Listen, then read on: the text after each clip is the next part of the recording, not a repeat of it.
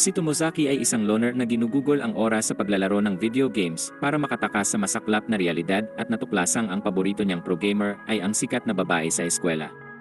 Pero di nito matanggap ang pagiging social reject ni Tomozaki kaya sumumpa siyang babaguhin ito at gagawing Riz Lord.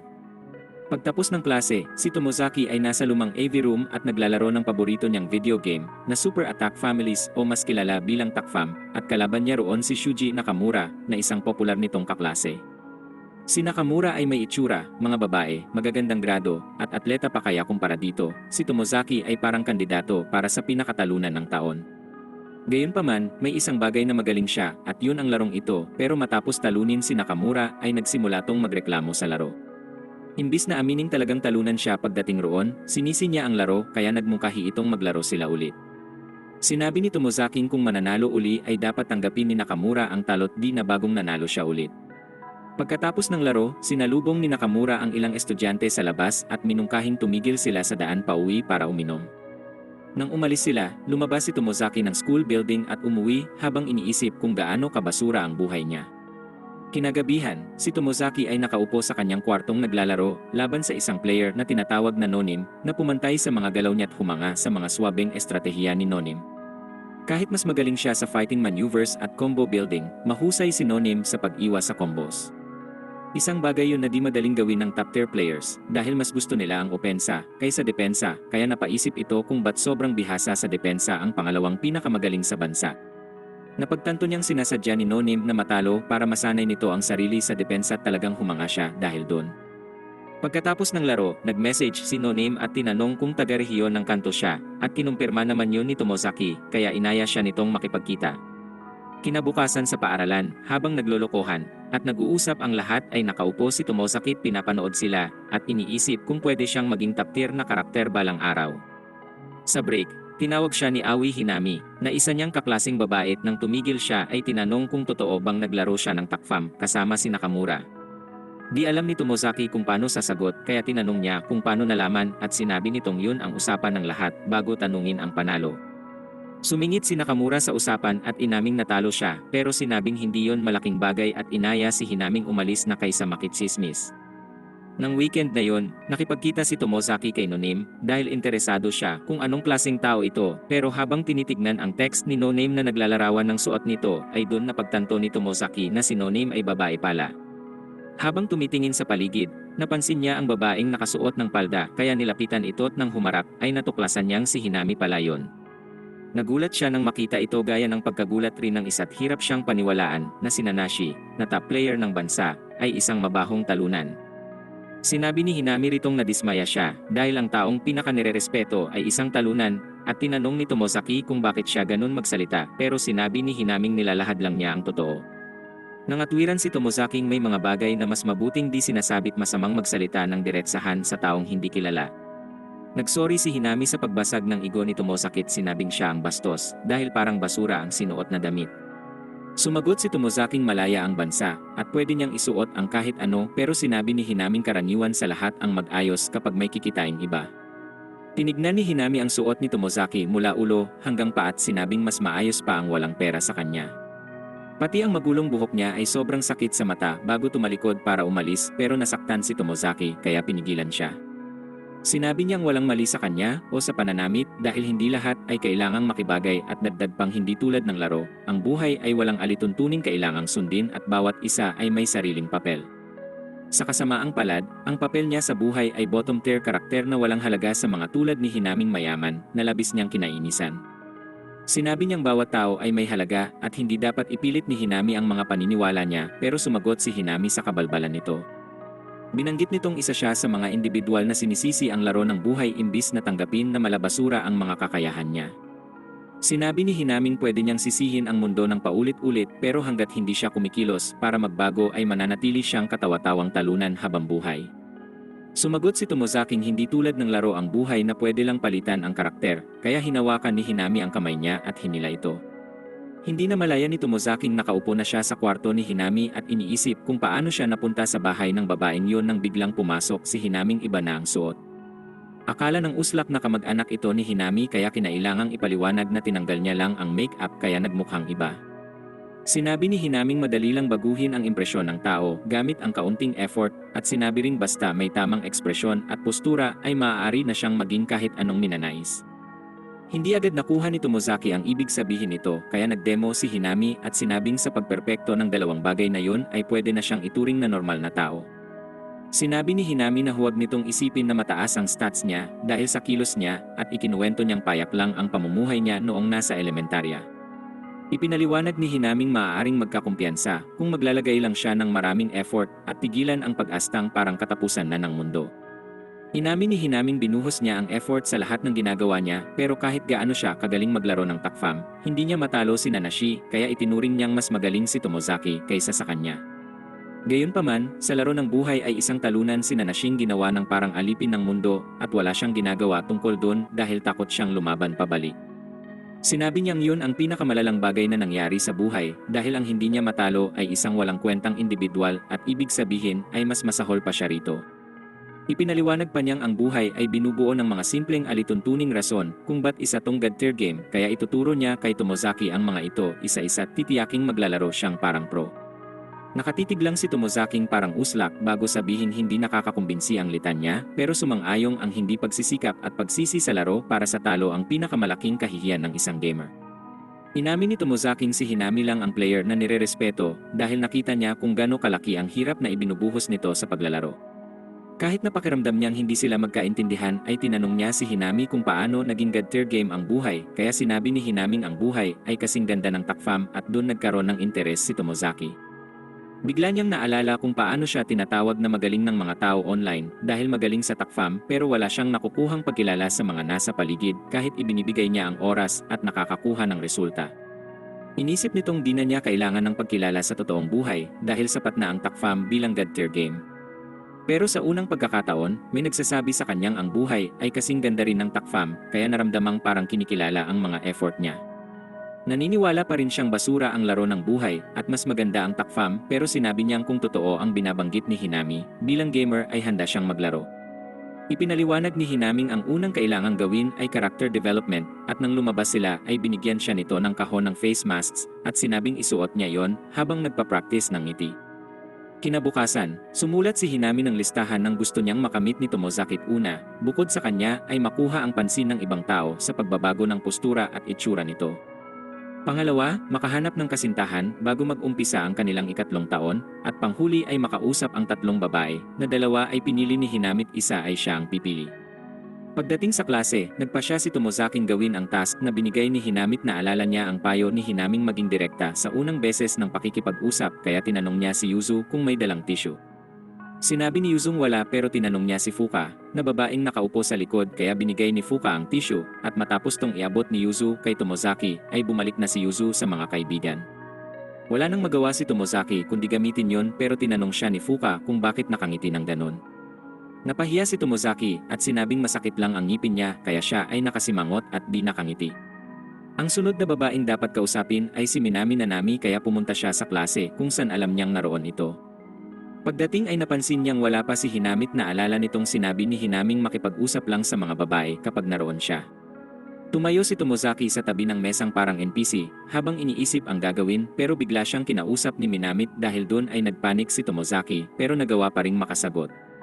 Natawa si Minamit sinabing nagsasalita si Tomozaking parang matanda't habang tumatawa ay dumating si Tama na isa pa nilang kaklaset nagtanong kung bakit kaya pinaliwanag ni Minami ang nangyari. Habang nag-uusap, dumating si Nakamura at mga kaibigan at tinanong si Minami kung ba't sobrang ligalig kaya sinabi nitong nagbiro si Tomozaki kaya hiniling ni Nakamurang ulitin ang biro. Inulit ni Tomozaki ang sinabi pero hindi natawa sila Nakamura kaya sinabi ni Minaming masyado silang mababaw para maintindihan ang sopistikadong biro ni Tomozaki at di niya sila masisisi.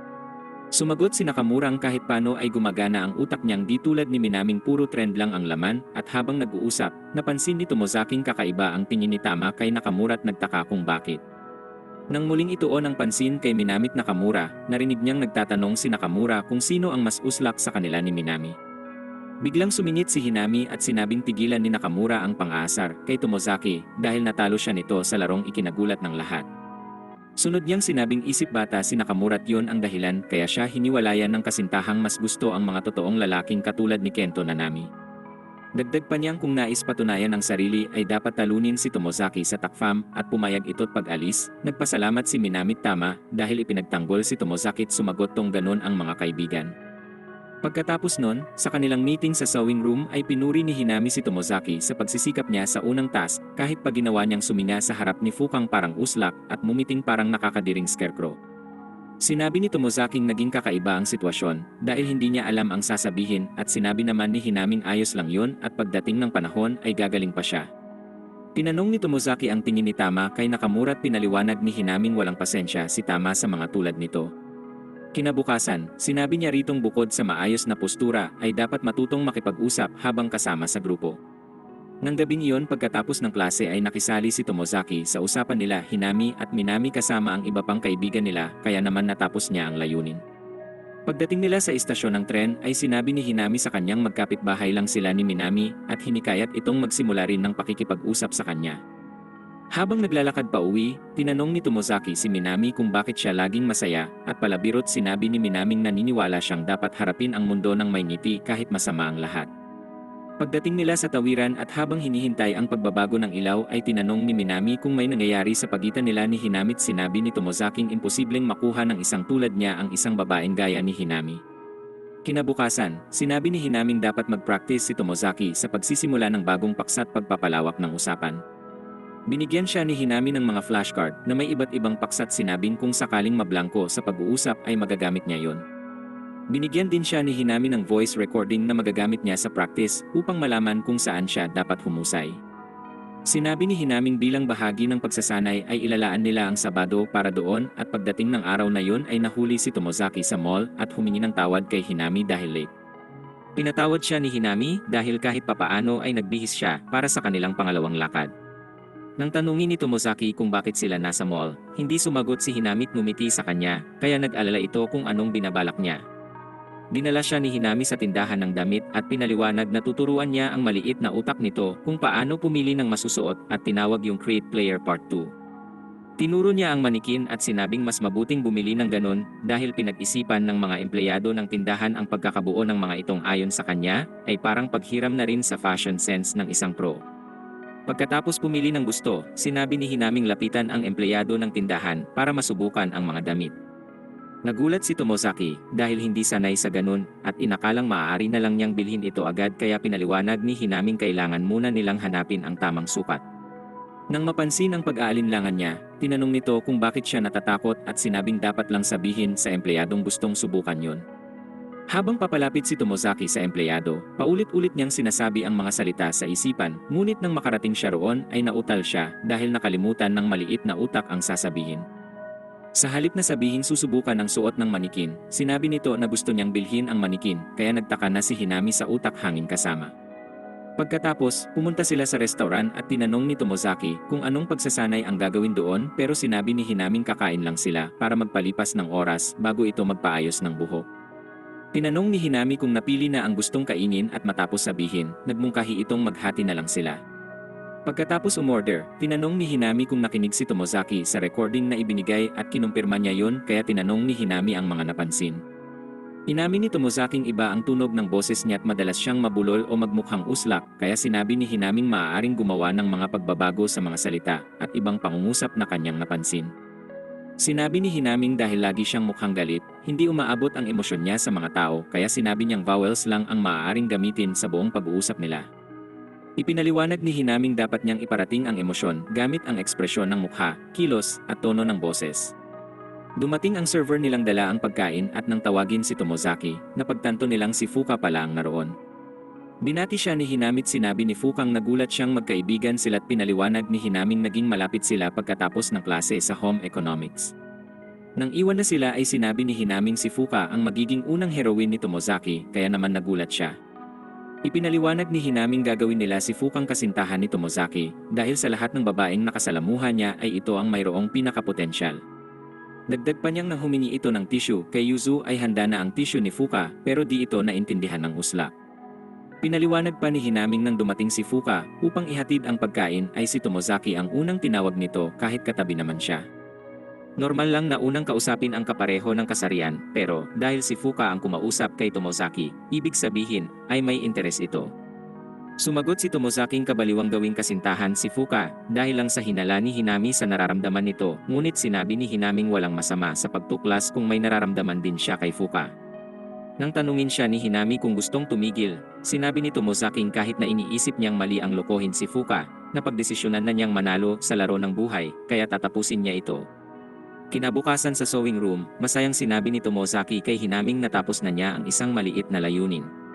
Tinanong siya ni Hinami kung alin yun, kaya sinabi niyang tinanong siya ng kapatid kung kumuha ba ng kurso sa babae dahil sa mga pagbabago niya. Tinanong ni Hinami kung bakit siya masaya sa sinabi ng kapatid, ngunit sumagot si Tomozaking di yun mahalaga dahil nakatapos na ng isa't binati siya ni Hinami.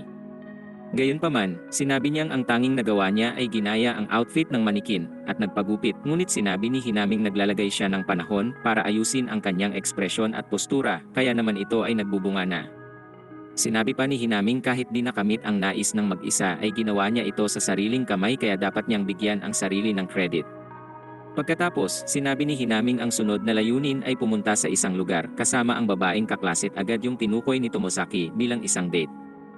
Sinabi ni Hinaming sa linggong yun ay dapat makausap si Yuzu Izumi ng 2 beses kada araw at tinanong ni Tomozaki kung ba't dapat kausapin ang iba kung sinabi nitong habulin si Fuka. Ipinaliwanag ni Hinaming ang pagbibigay ng oras at atensyon sa isa ay di lang magtataas ng apeksyon nito sa kanya, kundi pati na rin ng ibang babae. Sinabi ni Tomozaking tila kalokohan yon, pero sumagot si Hinaming walang rason para mag-alala tungkol dito at dinagdag na itabi niya ang mga pagtutol pag nagkaroon na siya ng kasintahan, kaya tumigil na sa pagkontra si Tomozaki at pumayag sa pinapagawa nito. Sa klase, sinubukan niyang kausapin si Yuzu tungkol sa asignatura pero sinabi ni Yuzung di pa yon nagagawa kaya sinubukan ni Tomozaking baguhin ang usapan pero di nagtagumpay.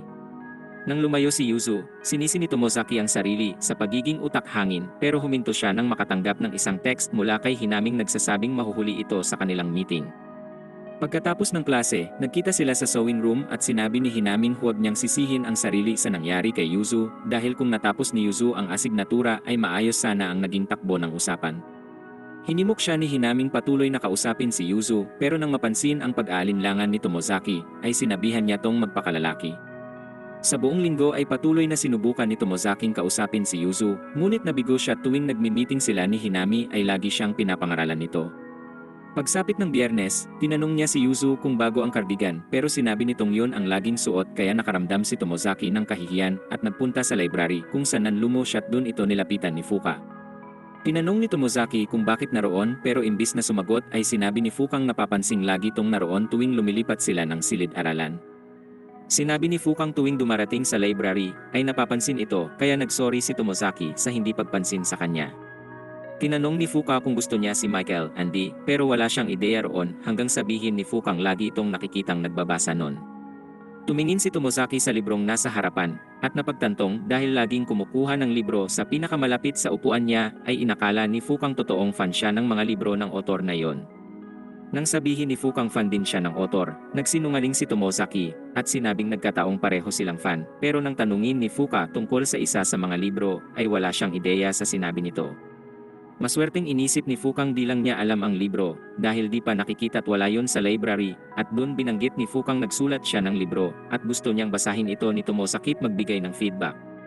Nagulat si Tomozaki roon at di alam kung paano tutugon kaya inisip ni Fukang di siya interesadong basahin ang sinulat kaya humingi ng tawad dahil biglang sinabi yon. Agad sumagot si Tomozaking walang problema kaya sinabi ni Fukang dadalhin ito sa paaralan at hiniling na itago muna yon bilang lihim dahil di pa ito ipinapakita sa iba. Tinanong ni Tomozaki kung sigurado si Fukang siya ang unang magbabasa at kinumpirma ito ni Fuka at matapos magpaalam ay binanggit ni Fuka ang isang linya sa librong kinailangan pang hanapin ng uslak para lang makasagot. Paglaon habang kasama si Hinami, hinanap nito ang ibig sabihin ng mga salita't na lamang isang uri yon ng lihim na pagbati o pagkamay. Sinabi ni Hinaming maaaring gamitin ang pagkakataon para mas mapalapit kay Fuka, ngunit inamin ni Tomozaking nagsinungaling siya tungkol sa mga librong marahil na uwi sa di pagkakaunawaan. Sinabi ni Hinaming wala na siyang magagawa roon ngunit kung sakaling magkaroon siya ng pagkakataong makipag-date kay Fuka ay maaari silang magsaya nang hindi nababanggit ang otor. Pinunto ni Tomozaking tila isang pandaraya yon pero sinabi ni Hinaming wag siyang magkunwaring mabait at sirain ang plano sa pamamagitan ng pagtakas. Tumayo si Hinami sa tabi ng pisar at sinabi kay Tomozaking pumasa siya sa kanyang task para sa linggo kahit pa hindi niya nagawang makausap ng maayos si Yuzu. Dahil hindi ito naintindihan ni Tomozaki, ipinaliwanag ni Hinaming sa isang laro, kung mabigo sa isang quest ay game over na pero may tsansang magsimula ulit sa umpisa o magpatuloy mula sa huling napuntahan. Kaya naman sa laro ng buhay, maaaring magpatuloy sa huling bahagi at sabay na makakuha ng karanasan mula sa mga talot. Ipinahayag din nakakuha siya ng karagdagang XP at umakyat na sa level 3. Habang pauwi si Tomozaki, napansin niyang nakaupo si Yuzu sa labas ng gusali ng paaralan kaya nilapitan niya ito kahit walang ideya sa sasabihin. Naalala niya ang sinabi ni Hinaming kung wala siyang maisip na paksa ay maaari din siyang magtanong tungkol sa damit o sa itsura ng kausap. Dahil dito, tinanong niya si Yuzu kung may problema dahil parang malungkot ito pero bigla siyang sinabihan ni Yuzung nagkakamali ito dahil wala namang problema sa kanya. Humingi ng tawad si Tomozaki at nagpa siyang iwan si Yuzu bago lumala ang sitwasyon pero hinarang siya nito at nagpaturo ng takfam kaya di siya nakapagsalita. Habang naglalakad pa uwi, sinabi ni Yuzung lagi siyang umuwi kasama si Nakamura ngunit kamakailan ay abala ito sa pagpapraktis ng takfam pagkatapos ng klase. Sinabi ni Yuzung nang ialok niyang makipaglaro kay Nakamura, sinabihan siya nitong aksaya yun sa oras dahil para lang siyang mga red light sa Grand Theft Auto. Inamin ni Yuzung nais niyang patunayang mali si Nakamura kaya bumili ng kopya ng laro para makapractice mag-isa. Naisip ni Tomozaking tila hindi masyadong gumaling si Yuzu sa paglalaro at nagreklamo si Yuzung si Nakamura ay isang uslap na walang naintindihan. Ikinuwento rin niyang si Erika na isa nilang kaklase ay umamin ng nararamdaman kay Nakamura pero tinanggihan siya nito. Sinabi ni Yuzung dahil laging kasama si Nakamura, inakala niyang gusto siya pero pinatunayan ni Nakamurang mali siya nang sabihing itigil na ang pagsunod na parang nawawalang tuta. Nagtaka si Tomozaki sa pakiramdam ng maging kagaya ni Yuzu, ngunit tinanong niya kung gusto nitong magpaturo ng takfam para matalo si Nakamurang kinumpirma ni Yuzu. Tinanong niya kung saan sila maglalaro kaya minungkahi ni Yuzung pumunta sa bahay niya at pagdating roon, nanalo si Tomozaki sa laro kaya tinanong siya ni Yuzu kung paano nagawa ang ganung galaw at nagsimula siyang magpaliwanag gamit ang gamer terms. Sinabi ni Yuzung kinikilabutan siya sa kilos ni Tomozaki pero bigla siyang sumigaw na alam niya na ang dapat gawin ni Yuzu at pinakita ang teknik at sinabing kung mamamaster ni Yuzu ay mas mabilis gagaling. Sinubukang gawin ni Yuzu ang ipinakita nito, ngunit nahirapan siya, kaya kinuha ni Tomozaki ang stopwatch mula sa bag at binigay kay Yuzu. Sinabi niya kay Yuzung mag-practice ng button mashing araw-araw para masanay at magawa ang short hop technique ng mas mabilis. Dagdag pa niyang habang naglalaro sa bahay, ay dapat subukang memoryahin ang mga galaw at pinakita rin ni Tomozaki ang nakasave na laro nila ni No Name at sinabing kung mememoryahin ay kakayanin si Nakamura. Tinanong ni Yuzu kung paano niya magagawa ang lahat ng galaw kaya iginuhit ni Tomozaki ang mga instruction sa papel para mas madali niyang matandaan. Napaisip si Yuzu kung minimorya din ni Tomozaki ang lahat ng kontrol at galaw na kinumpirma niya ngunit tinanong ni Yuzu kung ba't dapat aralin yon. Ipinaliwanag ni Tomozaki naglalaro siya ng takfam dahil gusto niya ito di para magpasikat o magkaroon ng kaibigan. Sinabi ni Yuzung kung alam ang lahat ng galaw ay mawawala ang saya sa ibang manlalaro kaya iwasan siya ng mga ito tinanong kung walang pakialam doon. Inamin ni Tomozaking wala siyang pakialam sa iniisip ng mga tao at sinabing kinamumuhian niya ang magtakda ng layunin na mas lumakas at ang di pagkamit nito. Tinanong ni Yuzu kung masaya siyang maging talunan at sinabing hindi kailanman nakitang masaya si Tomozaki sa paaralan. Sinabi ni Tomozaking may mas mahalaga sa buhay kesa sa kaibigan, ngunit sinabi ni Yuzung hindi niya maisip ang buhay na ganun dahil di ito babaguhin. Inamin ni Tomozaking laging iniisip ang buhay bilang basura, ngunit nang makilala ang arogante at makulit na gamer na kasing husay niya ay nakumbinsi siya nitong may mas higit pa sa buhay kesa sa inakala niya. Sinabi niyang dahil sa taong yon, natutunan niyang maglagay ng effort sa mga bagay na ginagawa sa buhay at natuklasang ang buhay ay isang magandang laro't binanggit rin niya kay Yuzung maaaring magbago kung gugustuhin dahil ganun ang buhay. Paglaon, nagkita si Tomozaki at Hinami sa cafe at sinabi ni Hinaming kahit nagawang makasama si Yuzu at hindi sumablay, di ibig sabihin ay wala na siyang gagawin.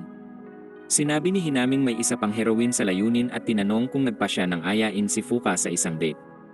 Sumagot si Tomozaking pinag-iisipan pa kaya binigyan siya ng ilang tiket at sinabing kung magkalakas ng loob na ayain si Fuka ay magagamit niya ang mga yon. Kinagabihan, ginamit ni Tomozaki ang recorder para mag-practice kung paano ayain si Fuka pero aksidenteng napindot ang maling folder at napakinggan ang isang recording na ginawa ni Hinami dati. Napagtanto niyang yun ay recording mula ng tinukso niya si Nakamura dahil nabasted at namangha siya sa effort na ibinuhos nito sa kung sino siya ngayon.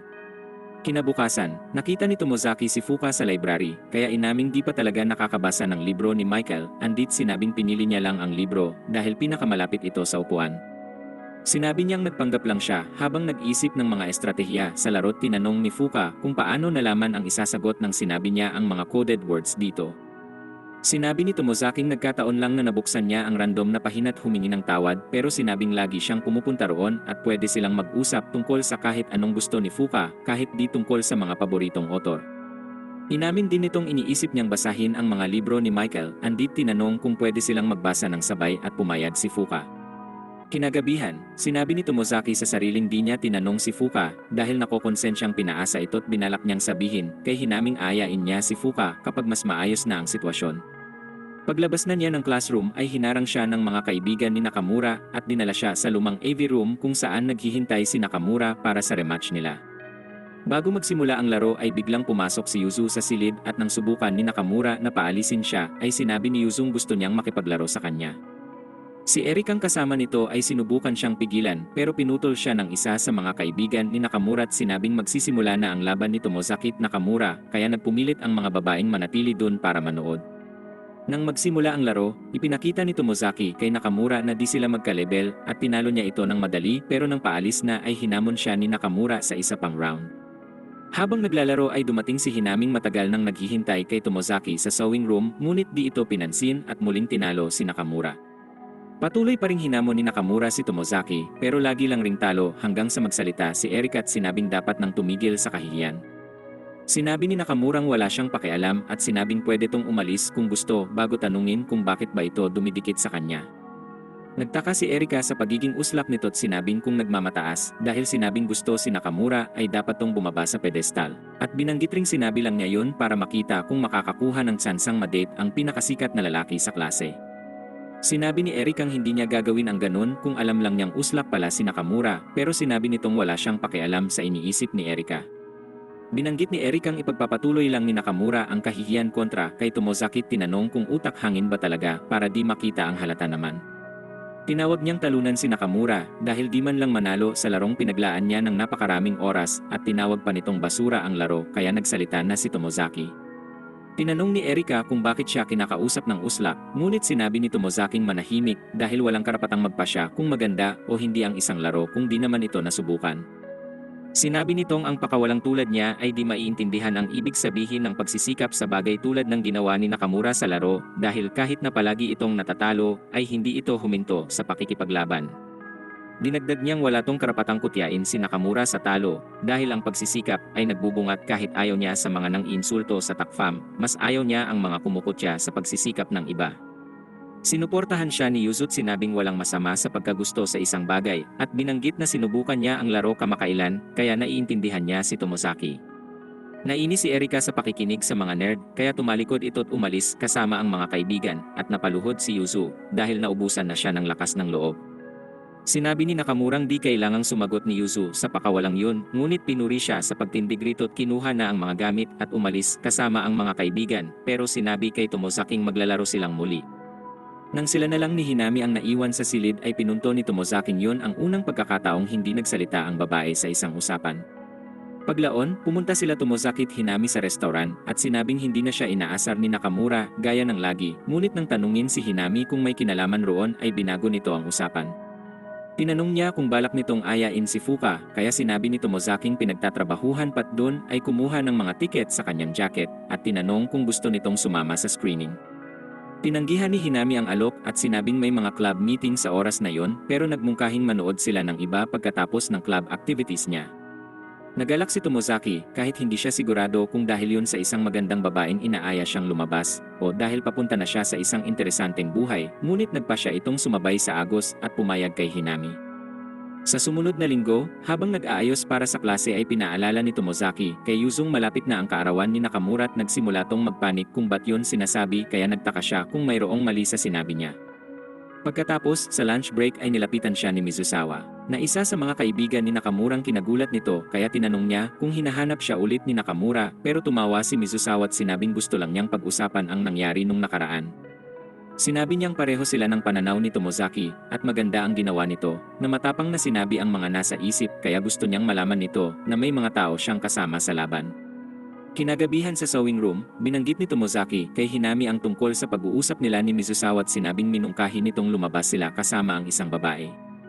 Sinabi ni Hinaming magandang ideya yon at siya na ang dapat umaya sa babae bilang pagsasanay sa layunin at nagmungkahi si Tomozaking ayain si Yuzu kaya tinanong ni Hinami kung ba't ito napili. Ipinaliwanag nitong kinausap niya si Yuzu tungkol sa kaarawan ni Nakamura at iniisip nitong bumili ng kahit anong mahihingan ng payo kay Mizusawa o Hinami. Napaisip ito kung masyadong direkta sa pag-iisip na gusto ni Yuzung bumili ng regalo para kay Nakamura pero siniguro ni Hinaming tama yon kaya nagpasya itong ayain siya. Ngunit nang tanungin niya si Yuzu, sinabi nitong hindi siya makakasama sa kanila dahil ayaw niyang abalahin ang lahat habang namimili siya, kaya biglang nag-overdrive ang utak ni Tomozaki at nag-isip ng paraan upang masalba ang sitwasyon. Sa huli, sinabi nitong pumunta rin siya upang bumili ng regalo ni Nakamura at ayusin ang gusot nila kaya hindi magiging problema kung sasama siya sa kanila. Sobrang natuwa si Yuzu at inaming tumanggi siya sa una dahil hindi komportable at pagkatapos ay hinawakan niya ang mga balikat ni Tomozaki at inalog habang nagkukwento tungkol sa kung gaano kasayang gusto niyang maging kaibigan si Nakamura. Nang mapagtanto ang ginagawa ay umupo siya ulit at humingi ng tawad bago sabihing masaya siyang sasama sa kanila at pagkatapos ng klase. Tinagpo ni Mizusawa si Tomozaki sa locker at sinabing alam niyang may pinaplano ito. Sinabi nitong napansin niyang nagbago ang ugalit itsura ni Tomozaki kamakailan at bukod sa pagiging malapit kay Hinami ay inaya din niya si Yuzu. Tinanong siya ni Mizusawa kung nagbabasa ng librong How to Become a Race Lord for Dummies na inamin ni Tomozaki kinagabihan. Kumakain si Tomozaki kasama ang kapatid nang tumunog ang kanyang phone sa isang notification. Nang tingnan ito ay nakita niyang yun ay imbitasyon sa isang group chat kasama si Yuzu, Hinami at Mizusawa at nagulat siya roon kaya napaisip na rin kung tatanggapin niya ito o hindi. Sinabi ng kapatid niyang itago ang phone dahil kumakain sila, ngunit nang mapansin ang screen nito ay tinanong niya kung naidagdag siya sa isang kakaibang grupo. Ipinaliwanag ni Tomozaking mga kaklase yon at sinabi ng kapatid na naiintindihan niya ang hirap sa mga di gustong interaksyon sa mga tao. Tinanong ni Tomozaki kung nahihirapan ba siyang makipag-usap sa mga tao, ngunit sinabi nitong kahit nahihirapan, siya ang huling taong hihingan ng payo kaya nang bumalik siya sa silid ay napagtanto niyang nag-aalala lang siya para sa wala at tinanggap ang imbitasyon. Nang weekend, habang hinihintay si Mizusawa at Yuzung dumating, sinubukan ni Tomozaking ihanda ang sarili, ngunit sinabi ni Hinaming tigilan ang stress. Sinubukan niyang ipaliwanag na di siya sanay sa paligid ng iba, kaya pinaalala sa kanya ni Hinaming bukod sa siya ang nagpasyang lumabas, ay nagdagdag pa ng pamimili sa kanilang gagawin. Binanggit ni Hinaming huwag magreklamo tungkol roon at gamitin yon bilang pagkakataong tapusin ang layuning binigay rito. Dumating si Mizusawa sa sandaling yon, at nagsimulang magbiro si Hinami at nagulat si Tomozaki sa pagbabago ng ugali niya. Naroon na din si Yuzut habang pinapanood ni Tomozaki ang pakikisalamuha, nagtaka siya kung madadalian rin tulad ni Yuzu. Dahil kumpleto na ang lahat ay nagpunta sila sa tindahan upang pumili ng regalo para kay Nakamura pero nahirapan si Yuzung magdesisyon kung anong bibilhin. Humingi siya ng tulong kay Tomozaki at sinabi nito ang unang bagay na pumasok sa isip, na tila nakatulong kay Yuzut nang tumingin siyang muli sa mga shelf. Bigla siyang tumalikod at tinapik ang balikat ni Tomozaki. Nang lumingon rito ay itinuro niya kung nasaan si Hinami at Mizusawa bago sabihing may usap-usapang umiikot sa buong paaralang may namamagitan sa dalawa. Nagtaka si Tomozaki, ngunit ang iniisip talaga ay ang tinakdang layuning ibinigay ni Hinami kanina lang, na dapat siyang magbigay ng dalawang matagumpay na mungkahi habang sila ay naroon. Ipinaliwanag nitong kung papayag ang grupo sa mga mungkahi, maaari niyang kontrolin ang mood ng saglit at di paglaon ay magagawa na rin niya ito sa mas malaking grupo. Sa kasalukuyan, nakaupo si Tomozaki kasama si Yuzu habang umiinom sila at tinanong ni Yuzu kung napagdesisyonan na ang bibilhin para kay Nakamura at sumagot tong wala pang naisip at tinanong kung siya ba ay mayroon na pero sinabi rin itong wala pa. Iminungkahi ni Tomozaking may magugustuhan si Nakamurang kanya, kaya tinanong nito kung ano yun ngunit napagtanto kung sino ang kausap at sinabing wag mag-alala. Sinabi ni Tomozaking wag tong isantabi dahil maaari siyang makatulong at sinabing ang Nakamurang kilala niyang mahilig sa laro ay gwapo rin at may magandang buhok. Tinawag siya ni Yuzung henyo at sinabing bibilhan niya si Nakamura ng wax para sa buhok kaya nang sumali si Mizusawa at Hinami ay sinabi nito ang bibilhin. Sinabi ni Mizusawang may alam siyang nagbebenta ng wax at inalok na dalhin sila, ngunit si Hinami ay nakatingin ng masama kay Tomozaki dahil hindi siya nagmungkahi tulad ng dapat niyang gawin. Sa tindahan, ginamit ni Mizusawa ang ilang sampol wax kay Tomozaki at pagkatapos bilhin ang kailangan nila, ay umalis na sila roon. Nang makita ni Tomozaki ang refleksyon ay nagpasya tong huwag masyadong kutyain ang sarili, kaya lumapit siya kay Mizusawa at Yuzu upang sabihin kung ano ang gusto niyang bilhin para kay Nakamura. Matapos bilhin ang regalo, Iminungkahi ni Misusawang kumain sila't lahat maliban kay Hinami ay pumayag pero nang banggiting cheese pizza yon ay nagbago agad ang isip ni Hinami. Matapos kumain ay umuwi na sila't nag-text si Tomozaki kay Yuzu upang tanungin ang narinig niya tungkol kay Misusawa at Hinami. Sumagot siya sa text na ang buong klase ay alam ang tungkol dito't karaniwang paksa yon ng mga pag-uusap nila. Nang Lunes, nagkita si Hinami Tomozaki para sa karaniwang pagpupulong sa sewing room at sinabing nabigo siya sa mga task. Nang atwiran si Tomozaking nagmungkahi siyang pumunta sa electronic store pero pinaalala ni Hinaming dapat ay dalawa ang ginawang mungkahi at hindi isa lang. Tinanong siya ni Hinami sa natutunan o napansin nito sa paglabas kaya sinabi niyang maganda ang mga mungkahi ni Mizusawa kahit na ang unang tindahang pinagdalhan rito ay mahal. Hinawakan ni Hinami ang kanyang bibig at sinabing tigilan ang pangmamaliit sa sarilit pinuntong wala ni isang bagay sa tindahang magugustuhan si Nakamura. Dagdag pa rito, pinaliwanag niyang ang mungkahi ay maaaring hindi man maganda pero ang paraan at estilo kung paano ito ipapakita ang minsang madaling nagpapasang-ayon sa iba.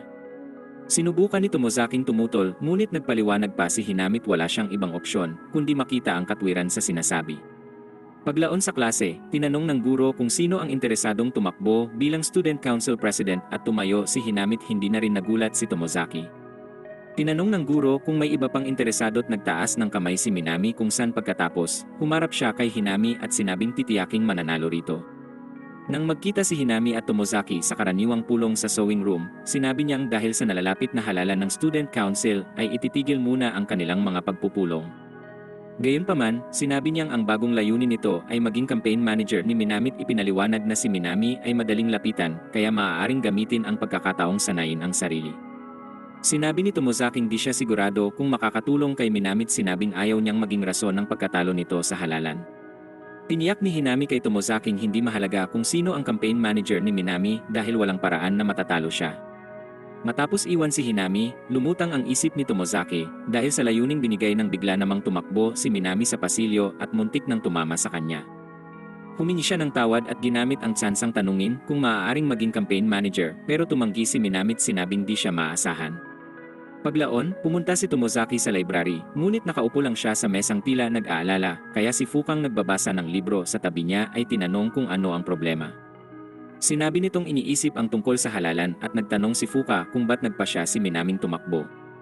Sumagot si Tomozaking marahil ay nais niyang baguhin ang mga bagay sa paaralan, ngunit sinabi ni Fukang ramdam niyang nais ni Minaming baguhin ang ilang mga bagay sa sarili. Sinabi din nitong maiintindihan niya kung yun ang nais ni Minami dahil siya rin ay umaasang mababago ang mga bagay sa kanyang sarili. Nagulat si Tomozaki sa kanyang pag-amin at nahihiyang humiling na huwag tong sabihin sa iba pero nakita niya tong nakakaakit. Nang gabing yun, inisip niya ang tungkol sa pag-uusap kay Fuka habang nagtataka sa nais baguhin ni Minami tungkol sa kanyang sarili dahil hindi niya maunawaan kung bakit ang isang sikat na tao gaya niya ay nais pang baguhin ang anuman. Kinabukasan habang patungong paaralan, nakita niya si Minaming nangangampanya sa harap ng gate at nang lumapit sa kanya ay pinakilala nito si Yumi na isa sa mga junior sa kanyang club na ginawa niyang campaign manager. Humingi rin siya ng tawad sa pagtawag ritong di maaasahan ng mag-alok na maging campaign manager kaya tiniyak ni Tomozaki na wala siyang sama ng loob rito bago siya nagpatuloy sa kanyang daan. Nakasalubong niya si Hinaming nangangampanya rin at nakitang pinili si Mizusawa bilang campaign manager na sa palagay niya ay magandang hakbang dahil si Mizusawa ay may pilak na dila. Nang matapos ang araw, naglakad si Tomozaki sa pasilyo ng muntik na namang tumama si Minami kaya sinabi niya ritong itigil ang pagtakbo na parang may sunog roon at humingi ng tawad si Minami.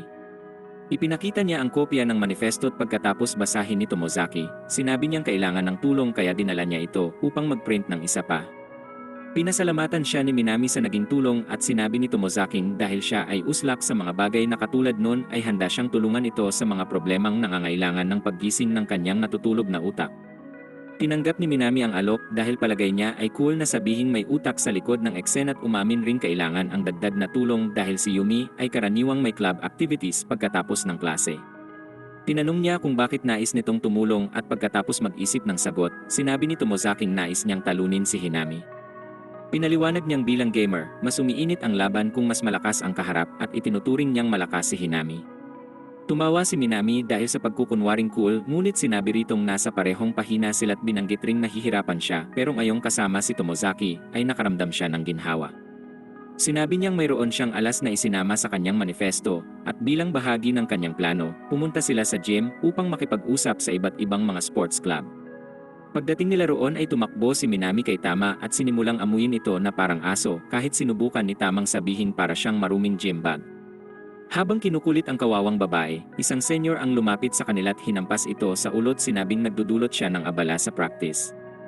Sinabi nitong pumunta siya upang mangampanya para sa halalan at ibinulong na planong makakuha ng electric ball pump na sinang-ayunan ng senior na magandang paraan upang makuha ang suporta ng iba pang mga club.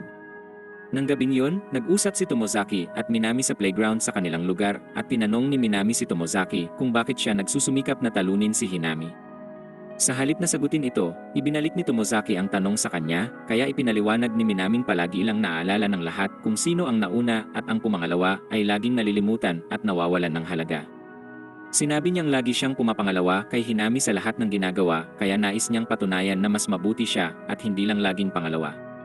Kinabukasan, nagpatuloy si Minami Tomozaki sa sunod na yugto ng kampanya kung saan pumunta siya sa gym at humiling kay Tamang pakinggan ang musikang pinapatugtog sa iba't ibang bahagi ng gym. Nang matapos ay tinanong niya kung alin ang pinakamalakas at sumagot si Tama, pero imbis na umalis, tinanong niya kung di nagtataka sa ginagawa. Sinabi ni Tamang basta't ginagawa yon upang matulungan si Minami ay di siya makikialam, ngunit sinabing huwag masyadong himukin si Minami dahil madalas nitong sinasagad ang sarili. Tiniyak ni Tomozaki sa kanyang babantayan ng maigi si Minami at paprotektahan siya at paglaon ay nakita niya si Minami at sinabi nitong nagawa na niyang makausap ang mga first year. Plano nilang makuha ang suporta sa pangakong maglalagay ng aircon sa bawat silid at alam ni Tomozaking hindi madadala ang mga mas nakakatandang estudyante sa ganong pangako. Dahil dito, ipinadala niya si Minami upang makipag-usap sa mga first year, kaya nang matapos ang bahaging yun ay sigurado silang kanila na ang mga boto ng mga first year. Ibinigay nito ang campaign speech na isinulat niya at habang sinusuri ito ay hindi nila napansin si Hinaming nakatingin sa kanila at nakangiti. Kinabukasan sa assembly ng umaga, ang mga kandidato para sa president ng student council ay nagbigay ng campaign speech. Si Hinami ang unang bumati sa mga estudyante at habang binibigkas ang talumpati, binanggit niya ang parehong pangakong naisip nila Tomozaki. Hindi makapaniwala si Tomozaki sa binigay nitong enerhiya sa mga estudyante at nagtaka kung yun ang kakayahan niyang kontrolin ang mood. Namangha siya kung paano madaling nahikayat ang lahat at nakuha ang suporta gamit ang tamang mga salita't nang tapusin niya ang talumpati, nagbigay si Yumi ng pansuportang talumpati para kay Minami bago umakyat. Nang dumating na ang oras ni Minami, umakyat si Tomozaki sa ikalawang palapagtangan ang recording at ginamit yon ni Minami upang mapasang-ayon ang mga estudyante sa mga plano. Pagkatapos ng talumpati, nagmadali siya sa likod at niyakap si Tomozaking hindi inasahan ang ganong reaksyon mula sa kanya. Nang umalis sila sa auditorium, nakasalubong nila si Hinami Mizusawa at binati ng parehong babae ang isa't isa para sa kanilang mga talumpati. Napansin ni Mizusawa si Tomozaki at sinabing wala siyang ideyang nasa kampanya ito ni Minami, ngunit hindi na ito nakasagot dahil bigla siyang tumalon sa harap nito at sinabing si Tomozaki ang alas. Sinabi ni Hinaming dapat na silang umalis dahil magkaribal pa rin sila hanggang matapos ang halalan at habang pinapanood ay sinabi ni Minaming ang pagsasama nila ay tila nagpapatunay sa mga chismis. Dumating ang araw ng eleksyon at matapos bilangin ang mga boto, dineklarang panalo si Hinami kaya pumunta sila Tomozaki sa bubong upang magpalamig at mawala ang kanilang lungkot. Sinabi ni Minaming maaaring natalo siya pero sa susunod ay gagawin niya ang lahat upang manalo't hindi sigurado si Tomozaki kung ayos lang siya sa talo, ngunit sumang-ayon siyang ang talo ay hindi dahilan para sumuko sa mga ninanais. Paglaon, tinagpo niya si Hinami sa sewing room at tinanong ito kung siya ang nag-isip ng ideya para sa talumpati ni Minami. Inamin yun ni Tomozaki at tumawa si Hinami bago sabihing alam niyang ito lang ang tanging tao na makakaisip ng ganong bagay. Sinabi nitong umaasa siyang makakatulong yun na mapataas ang tsansa ni Minaming manalo pero natalo pa rin, ngunit sinabi ni Hinaming para sa kanya ay maganda ang ideya at hiniling na wag itong dibdibin. Sinabi niyang nandaya si Hinami sa paggamit sa kanilang mga pangako sa kampanya at sinabi ni Hinaming sa sunod na nais niyang tulungan si Minami ay dapat niyang tiyaking itago ang ilang bagay dahil walang kontrol ang bibig ni Minami. Ipinakita niya ang phone at sinabing dahil tapos na ang eleksyon, oras na upang tapusin ni Tomozaki ang kanyang tungkuling makipag-date sa isang babae. Matapos tagpuin si Hinami, tumayo si Tomozaki sa labas ng library hanggang sa dumating si Fuka at tinanong kung papasok siya. Sa loob, sinubukan niyang mag-isip ng paraang ayain si Fukang manood ng pelikula pero nag-aalinlangan siya at napansin ni Fuka ang kinikilos at tinanong kung ayos lang siya kaya sinubukan na tong ayain. Sinabi ni Fukang alam ang pelikula, ngunit bigla siyang nahiya habang nakikinig sa nautal at hindi makapagsalitang usla. Humugot siya ng tapang at nagawang magsalita at tinanong kung gustong panoorin ang pelikula at pumayag naman ito. Paglabas, nakita niya si Tamang nakatingin sa bintana, kaya nilapitan ito upang tingnan ang pinapanood niya. Nang lumapit ay napansin siya ni Tama at tinanong kung kakalabas lang mula sa library, na kanyang kinumpirma. Tinanong niya kung bakit naroon pa din kaya tumingin siya sa bintana at pinaliwanag na si Hinamit Minami ay nagpa-practice pa din. Sinabi niyang mula ng eleksyon ay nagtatrabaho na si Minami ng doble sa lahat ng bagay at hiniling na sana ay huwag itong hayaang masyadong sumagad para lang makasabay kay Hinami. Doon naalala ni Tomozaki ang pag-uusap nila kung saan sinabi ni Minaming nais niyang magkaroon ng tsansang maging panguna sa kanyang buhay. Kinabukasan, habang nag-uusap sila ni Hinami ay sinabi nitong mas maaga nang nagpa-practice si Minami kesa sa kanya, kaya nagulat si Tomozaki dahil wala siyang ideyang lagi itong nagsasanay bago dumating sa kanilang mga pulong. Sinabi niyang walang masama sa paglalagay ng karagdagang effort upang makamit ang layunin, ngunit idinagdag na minsan ay may mga sitwasyong mahihirapan ang isang individual. Matapos tong iwan, nakasalubong niya si Minamit habang nag-uusap ay binanggit nitong sinabi sa kanya ni Hinaming sobra tong nagsasanay. Sinabi ni Minaming kailangan niya yon dahil ang eleksyon ay kumain ng oras kaya ayaw niyang maiwanan at pagkatapos ay sinabi nitong pupunta siya sa cafeteria upang kumain, ngunit sinabi nitong bibili na lang siya mula sa convenience store. Nang umalis na ito, nag-isip ang Uslak kung tinanggihan ba ang imbitasyong makisalo sa kanya't paglaon ay nakita niya muli si Tama at nagpa siyang sumama rito upang panoorin ang dalawang babae habang tumatakbo. Sinabi ni Tomozaking alam niyang sobrang nagsisikap si Minami dahil natalo sa eleksyon at tinanong kung lagi bang ganun si Minami pero inamin ni Tamang di sila naging magkaibigan hanggang sa dumating ang pangalawang termino ng unang taon. Ipinaliwanag nitong siya ay introvert at di alam kung paano makipagkaibigan pero pinilit ni Minaming guluhin ito araw-araw. Sinabi ni Tamang sinubukan ang lahat upang pigilan si Minami pero walang gumana kaya sa huli, nagsimula silang mag-usap at nagkaroon na ng kaibigan sa paaralan. Binanggit rin niyang isang araw ay nagpunta si Hinami dahil tinanong ni Minami kung paano magiging kaibigan si Tama.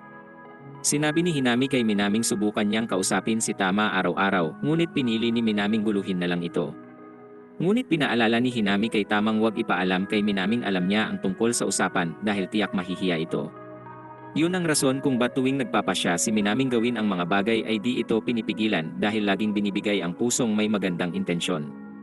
Paglipas ng mga linggo, napansin ni Tomozaking lagi nang natutulog si Minami sa klase at nagtaka kung bakit niya sinasagad ang sarili. Kahit nang pumunta sa library, sinabi ni Fukang napansin niyang sinisikap ni Minaming makipagsabayan kay Hinami. Tinanong niya kung paano nakakasiguro kaya ipinaliwanag nitong bilang manunulat, nakakabasa siya ng taot doon ay nakakasulat ng tungkol sa kanila. Gayunpaman, hindi niya mabasa si Hinami gaya ng ginawa kay Minami dahil para tong saradong libro kaya mahirap malaman kung ano ba ang madalas na mga iniisip nito. Matapos umalis sa library, nakita niya si Tamang nagmamasid sa mga babae kaya sumama siya at sinabi ni Tamang mula ng eleksyon, sobra-sobra ang pagsasanay ni Minamit di sigurado kung dapat bang makialam o hayaan lang tong gawin ang gusto niya. Pagsapit ng gabi, habang pauwi na sila ay tinanong ni Tomozaki si Minami kung sobra ba nitong sinasagad ang sarili para talunin si Hinami. Sinabi ni Minaming ayaw niyang umatras dahil lang sa isang talo kaya di siya titigil upang patunayan ang kanyang sarili. Kinabukasan, dumating si Hinami sa field at nagulat nang makita si Minaming naroon at habang tumatakbo ay naalala ni Minami ang unang laban kay Hinami at kung paano siya natalo ng kanyang grupo.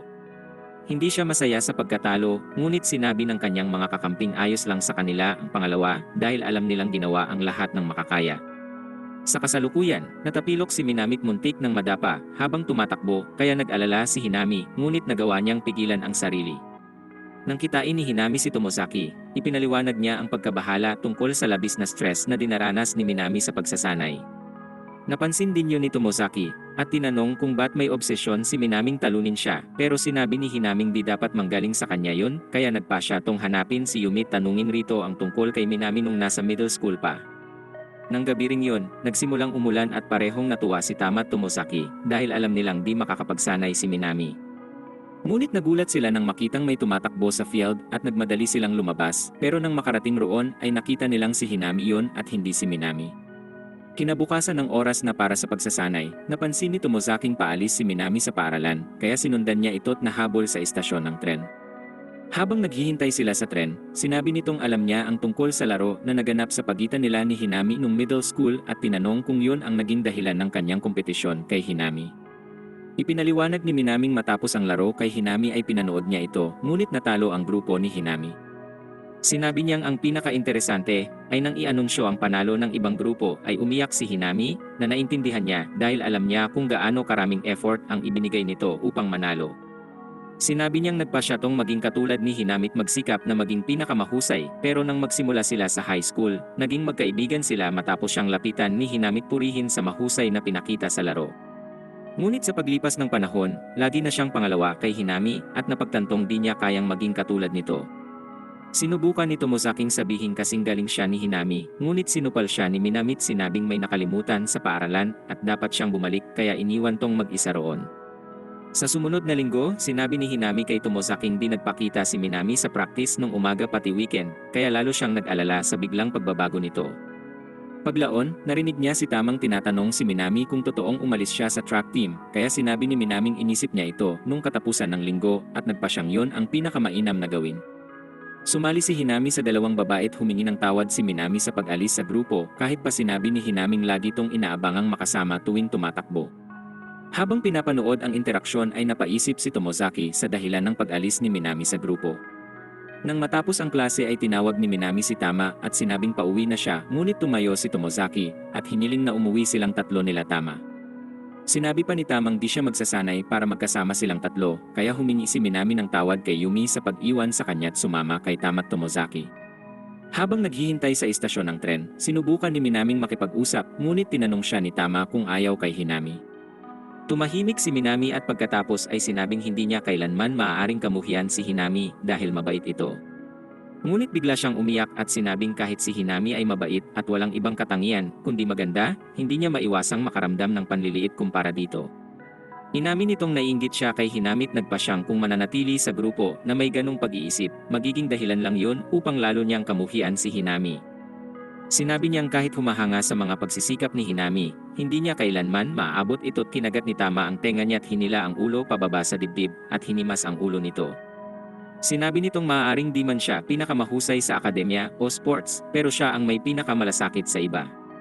Dinagdag pa ni Tamang kahit gusto si Hinami, si Minami ang kanyang bayanit sinabing kung nais maging numero 1 ay hindi na niya kailangang tumingin sa malayo dahil siya na ang nangungunang uslak sa kanilang grupo. Ngumiti si Minami at kinagat ang daliri ni Tama bago ito yakapin ng mahigpit kaya naman kinabukasan ay humingi ng tawad si Minami sa kanyang coach at sa track team kung saan pinatawad siya at tinanggap tong muli sa grupo nila.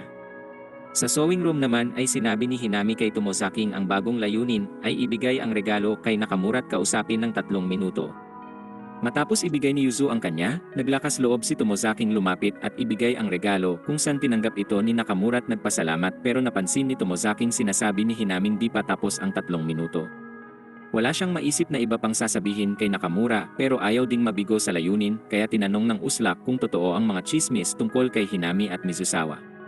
Sa sumunod na araw, habang nasa cafe ay tinukso ng mga babae si Tomozaki sa pagtatanong kay Nakamura ng ganon. Pagkatapos, tinanong ni Minami si Hinami kung totoo yon, ngunit tiniyak nitong wala namang nangyayari sa pagitan niya at ni Mizusawa. Kinuha ni Minami ang tsansang humingi ng tawad para sa asal nung nakaraan at binigyan sila ng kakaibang keychain na pusang para kay Tomozaki ay di niya trip pero tila nagustuhan naman ng mga babae. Nagsimula ang bakasyon ngunit para kay Tomozaki, ibig sabihin nun ay magdadagdag pa si Hinami ng mga gawain para sa kanya. Habang kumakain silang dalawa, sinabi ni Hinaming ang pinakamalaking layunin ay simulan ang pakikipag-date kay Fuka kung saan napasigaw siya sa gulat.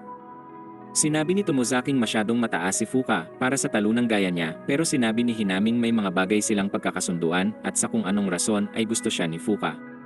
Tutulungan niya itong maghanda upang hindi siya magkamali sa date nila ni Fuka at inihayag na magkakaroon sila ng isang kunwaring date. Sinulat niya ang lahat ng mga lugar na bibisitahin upang makapangunang parang siya ang nagplano ng lahat at nang tingnan niya ang mga ito, ang unang lugar ay tindahan ng damit. Nang makarating sila ay tinulungan siya nitong pumili ng ilan at ng oras na para umalis, binigyan siya nito ng backpack at sinabing dapat ituring tong regalo pero tumanggi si Tomozaki kaya sinabi nitong maaari siyang bumili ng kapalit nun. Pumili si Hinami ng isang pin ngunit sinabi ni Tomozaking hindi patas ang trade pero nagpumilit pa rin tong tanggapin niya ang pin. Matapos ang palitan ay pumunta sila sa isang gamer store, na pangalawa sa kanilang listahan at doon ay naglaro sila ng isang round ng takfam at nanalo si Tomozaki. Sunod silang pumunta sa kapihan at tinuruan siya ni Hinaming mag-add ng mga tao online at sinabing mag-message kay Fuka. Nag-type siya ng mensahe at pinakita kay Hinaming binasa ito ng malakas kaya naman siya ay nahiya ngunit sinabi niyang ayos yun at inutusan na siyang ipadala ito. Sinabi din niyang di agad sumasagot si Fuka sa mga mensahe, kaya di kailangang mag-alala kung hindi siya sasagot rito hanggang sa katapusan ng araw. Gayunpaman, nagulat sila nang sumagot agad si Fukang sinabing maaari siyang lumabas anumang oras, kaya naman natukoy ni Hinaming sobra talaga tong nahuhumaling kay Tomozaki. Paglaon, inaya ni Hinami si Tomozaking sumama sa trip kasama ang ilang kaklaset nagsimula tong mabahala pero tiniyak niyang magandang pagkakataon yon upang magkaroon ng mga kaibigang lalakit dagdagan ang XP kaya pumayag siya. Sinabi niyang magkikita sila sa bahay ni Minami para pag-usapan ang trip at ang misyon niya sa araw na yon ay guluhin si Mizusawa at sinabing ang pang-aasar ay pakikipagkaibigan ng mga lalaki. Kinabukasan, dumating sila sa bahay ni Minami ngunit sinabi niyang naroon ang lola't hindi nila magagamit ang bahay kaya iminungkahi ni Hinaming pumunta sila sa bahay ni Tomozaki.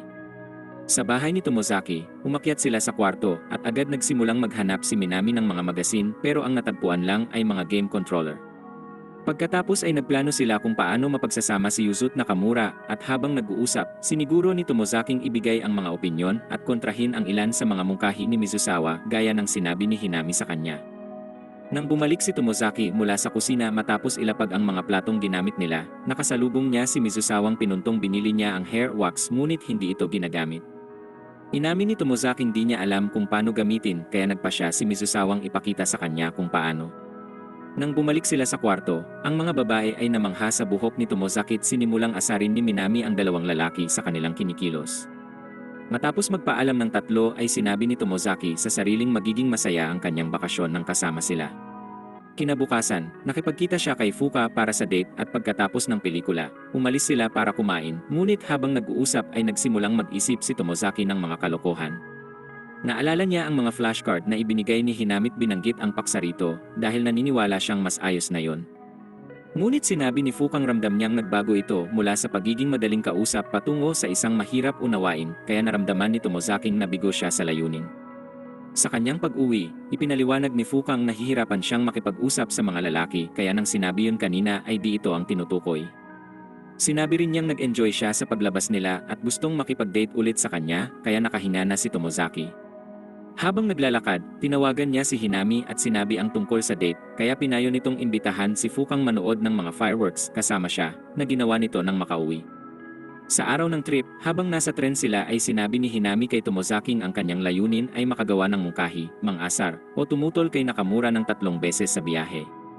Sinabi din niyang trabahuhin ang pakikipagkaibigan kay Mizusawa dahil ito lang ang natatanging madaling kaibiganin. Nang dumating ay sumakay sila ng bus papunta sa campsite at doon nagmando si Hinami ng mga gawain pero tiniyak na si Yuzu ang kasama ni Nakamura. Habang sinisimulan nila ni Tomozaki ang apoy, tinanong niya kung bakit sila ang magkasama kaya sinabi ni Hinaming bukod kay Yuzut Nakamurang dapat magkasama, ang natitirang mga gawain ay di niya kayang gawin. Alam niyang kung pinareha ito sa ibang tao ay tatayo lang siya doon na parang sirang computer at sinabi rin niyang pagod na siyang magpanggap na perpekto kaya ang makasama siya ang magiging pahinga niya mula sa ganun. Matapos kumain ay minungkahi ni Nakamurang maglaro sa ilog at habang naroon sila, ang uslak ay nagdala ng alimasag sa takot na si Yuzung nauwi sa kanyang pagkahulog. Maswerte namang nasalo siya ni Nakamura sa tamang oras at natuwa ang ibang umuusad ang mga plano nila.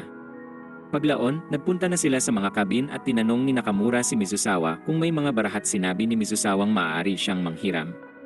Tinawag niya si Tomozaki pero bago makapagsalita ay pumagit na si Mizusawa at tinanong si Nakamura kung anong meron sa kanila ng ex. Nagpasalamat si Tomozaki kay Mizusawa dahil kung hindi ito nakialam ay ipadadala siya ni Nakamura upang kunin ang barahang parang alalay nito. Nagpatuloy ang pag-uusap nila tungkol sa ex ni Nakamura at sinabing nagte-text ito paminsan-minsan kahit na may kasintahan pero hindi niya yun alintana dahil maganda ang hubog nito at gusto niya ang mga ganon. Tinanong ni Mizusawa si Tomozaki sa palagay rito at sinabi niyang niloloko siya ng babae at ginamit ang pagkakataon para sa layunin ngunit sinabihan ni Nakamurang manahimik kaya tinawanan siya ng iba sa kanyang kahihiyan. Pagkatapos, tinanong ni Mizusawa si Nakamura kung may gusto siyang babae at umamin tong meron ngunit palagi siyang nagkukwento tungkol sa isang lalaking gusto niya. Paglaon, habang si Nakamura at Taki ay nagpupunong braso ay kausap naman ni Mizusawa at Tomozaki si Minami at Hinami. Doon binanggit ni Mizusawa ang sinabi ni Tomozaki kay Nakamura at kinwento nilang inamin ni Yuzong sinabi kay Nakamurang interesado sa isang lalaki. Pagkatapos, sinabi ni Mizusawang ayon kay Nakamura, ang babaeng gusto ay sinabing may pagtingin sa ibang tao. Dumating si Nakamura at tinawag sila kaya pumunta sila sa kwarto ng mga babae kung saan naglaro sila ng mga card. Matapos ang laro, tinanong ni Mizusawa kung ba't seryoso si Hinami Tomozaki sa laro kahit na isang simpleng card game lang yon. Napagtanto ni Tomozaking sobra siyang nakatuon sa laro sa puntong nakalimutan na ang layunin na dapat niyang trabahuhin.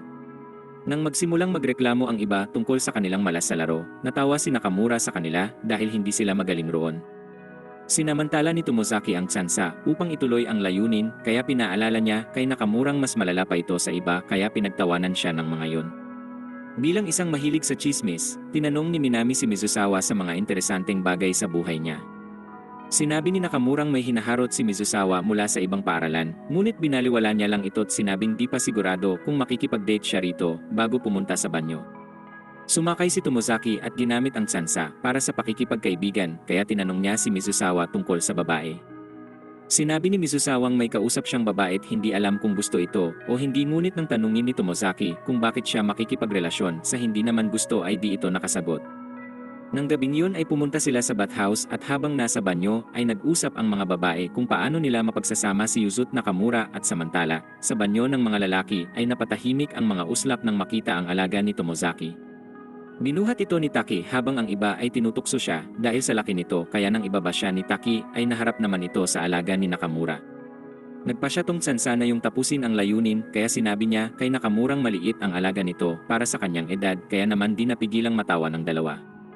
Nang oras na para bumalik sa kampo ay pinagsama nila si Nakamura at Yuzo habang si Minami, Mizusawa at Taki naman ang magkasama't naiwan si Tomozaking kasama si Hinami.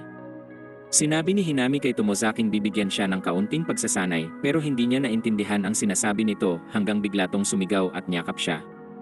Doon niya naisip na sinusubukan nitong gampanan ang papel ng damsel in distress at habang naglalakad papuntang kampo, napansin ni Tomozaki ang insekto at sinubukang tapakan ito pero lumipad at napasigaw si Hinami. Nang wala na ang insekto, humingi si Hinami kay Tomozaki ng tulong ngunit nang gawin yon, humawak siya sa leeg nito at tumingin parang gusto siyang halikan. Nanigas si Tomozaki dahil inakalang makukuha na ang kanyang unang halik ngunit nang lumapit ito ay umatras siya. Pagdating sa kabin, kumuha sila ng litrato ngunit nagsimula si Nakamurang tuksuhin si Yuzo at umalis silang dalawa. Doon sinabi ni Mizusawa sa kanilang may plano ang dalawang lumabas pagkatapos ng trip kaya naman itinuring na nila yung tagumpay. Paglaon, nag-text si Hinami kay Tomozaki at nagkita sila upang pag-usapan kung kumusta siya sa naging trip at habang nag-uusap sila, narinig nila ang yapak ng iba kaya nagtago si Tomozaki doon dumating si Mizusawa. Kinuha niya ang pwesto ni Tomozaki at kinausap si Hinami tungkol kay Yuzo Nakamura at kung gaano sila kamanhid sa nararamdaman ng isa't isa. Ngunit sinabi nitong humahanga siya sa pagiging sinsero nila kahit tila bulag sila sa damdamin ng bawat isa. Sinabi rin ni Mizusawang gusto niya ang pagharap ni Tomozaki sa bawat sitwasyon, kaya napaisip sa kanyang buhay. Inamin nitong parang pinapanood niya ang sarili sa malayo habang walang kabuluhang naglalakad sa buhay at sinabing parang ganun din kay Hinami. Sinabi ni Hinaming lagi niyang sinusubukang makamit ang inaasahan ng iba sa kanya at pinuntong normal lang para sa mga tao na magpanggap hanggang makatagpo sila ng isang tao na magiging komportable sila. Si Tomozaking nakikinig ay alam na hindi nagsasabi ng totoo si Hinami kay Mizusawa dahil sa mga oras na ginugol niya kasama ito, alam niyang ipinapakita lang nito ang bahaging alam niyang makakaugnay ito. Habang nag-uusap, inamin ni Mizusawang gusto si Hinami, ngunit sinabing alam na hindi ito ganun sa kanya. Sinabi nitong plano niyang alamin pa ang tungkol sa sarili at mga bagay na gusto, habang sinusubukang iparamdam na gusto ito nang biglang lumabas si Tomozaki sa tinataguan at humingi ng tawad sa pakikinig sa kanyang pag-amin rito. Ipinaliwanag ni Hinaming nagtago si Tomozaki nang marinig si Mizusawa dahil ayaw niyang mamali ng intindi si Mizusawa sa kanila at pagkatapos ay minungkahi niyang bumalik sila sa mga cabin at kalimutan ang nangyari. Kinabukasan, umuwi sila at nag-text si Hinami kay Tomozaking dapat siyang umamin sa nararamdaman kay Fuka pagkatapos ng date. Paglaon, kinita niya si Fuka habang naglalakad papunta sa lugar kung saan gaganapin ang fireworks. Kinuwento niya ang tungkol sa naging trip. Nang magsimula ang fireworks display, napagtanto ni Tomozaking di niya nabanggit ang anumang mga paksang minimorya sa mga flashcard at tinanong si Fuka kung mas madali nang kausapin. Sinabi niyang mas madali't mas natural nang makipag-usap ritong nagpagaan sa kanyang pakiramdam at nang matapos ang display, naalala niya ang mungkahi ni Hinami ngunit sa halip na umamin gaya ng sinabi ay binanggit niya kay Fukang dapat silang bumalik. Sa istasyon ng tren ay nag-send siya ng text kay Hinami kung pwede siyang tumawag ngunit sinabi nitong pupunta siya rito at nang dumating siya roon, tinanong niya kung umamin na ito kay Fuka at sinabi niyang hindi pa. Ipinaliwanag niyang sa oras na kasama si Fuka, hindi niya nabanggit ang anumang paksang minimorya, ngunit nang tinanong kung natuwa bang makipag-usap ay kinumpirma nito yon. Doon niya naintindihang nahirapan siyang makipag-usap noon dahil hindi siya totoo sa sarili kaya sinabi ni Hinaming sa susunod na mangyari ito, dapat siyang magkaroon ng mga pangontrang hakbang pero sinabi nitong hindi niya yun kailangan.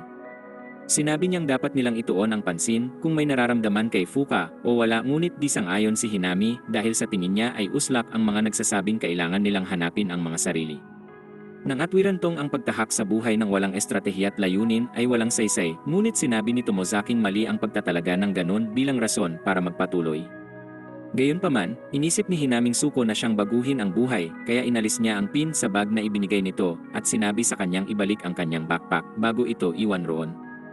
Habang pinapanood ang tren, sinisi niya ang sarili sa pagtatapos ng relasyong akala niya ay nabubuot paglaon, si Tomozaki ay nasa silid at naglalaro ng takfam habang naaalala ang huling pag-uusap nila ni Hinami.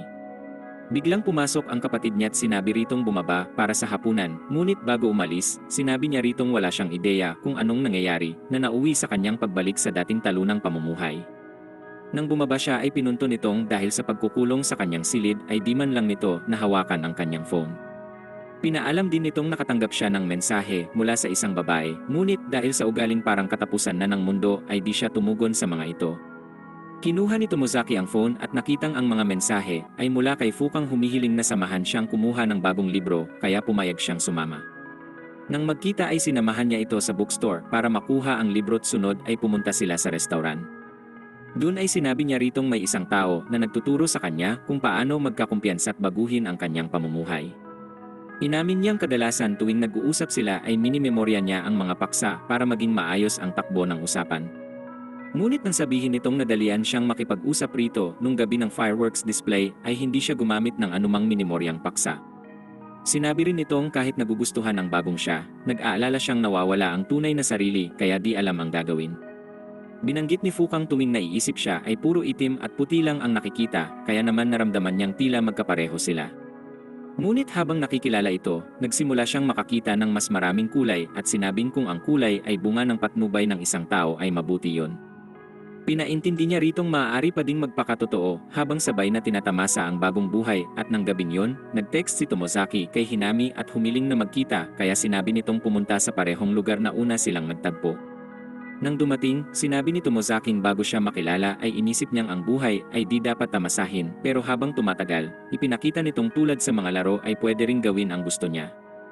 Nagbigay siya ng litanyang ang buhay ay hindi tungkol sa mga estratehiya at plano pero hindi sumang-ayon si Hinami. Sinabi niyang ang rason kung bakit hindi ito nanalo sa kanya sa takfam ay sapagkat hindi nito alam kung ano ang gusto niya at binanggit ritong dahil sigurado siya sa gusto sa laro ay nagawa niyang maging isa rito. Dahil alam nitong nabuksan niya ang sensitibong paksa, ay sinabi nitong ipagpapatuloy niya ang kanyang buhay pero ngayon ay gagawin habang tinutuklas ang pagkatao. Umaasa siyang dun ay mapapatunayan niyang mali ito sa lahat at nagpatuloy pa rin si Hinami sa pagsasabing wala tong sinambit kundi kalokohan pero pumayag siyang subukan ang paraan nito. Pumunta sila sa restaurant at sinabi ni Hinaming dahil patuloy pa rin siyang nagsisikap sa buhay, ang sunod niyang layunin ay makahanap ng panandaliang trabaho.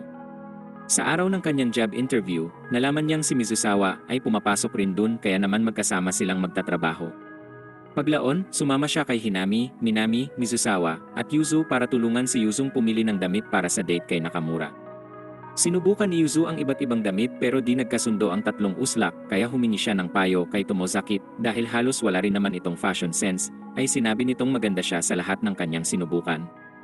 Isang araw ay lumabas siya kasama si Minami Tama at pinilit ni Minaming bumili ng kakaibang keychain na sa tingin niya ay kamukha ni Tama. Pumili rin si Tomozaki ng keychain at nang makauwi ay ibinigay niya ito sa kapatid na tatanggihan sana yon hanggang sinabi niyang gusto ito ni Minami at naglaan rin ng oras para kay Fuka habang abala sa trabaho at paglalaro ng takfam.